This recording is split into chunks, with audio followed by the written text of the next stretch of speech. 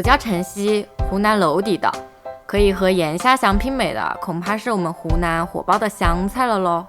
今天做的这道萝卜干炒腊肉，就是非常经典的一道家常小炒。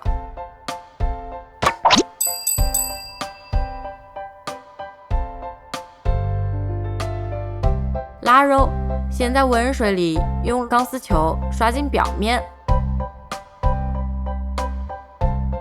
然后冷水入锅，加姜片煮20分钟至外皮软糯，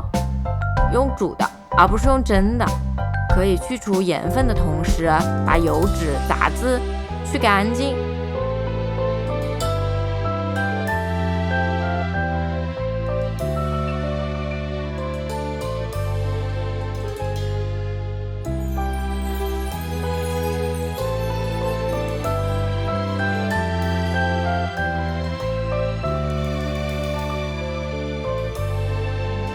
萝卜干选用这种晾干风干的，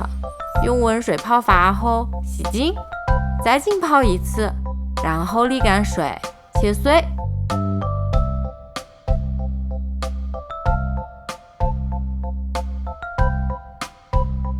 接着起锅，用少量的油把腊肉煸一下，自己家晒的腊肉呢就比较肥了，用煸出来的油炒菜味道就更加好了。接着爆香香蒜、干辣椒，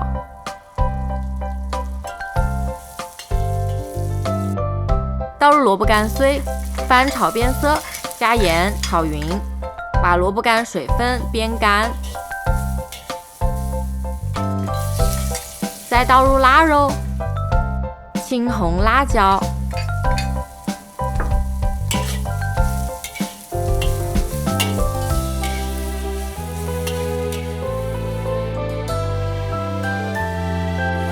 最后撒一把蒜苗，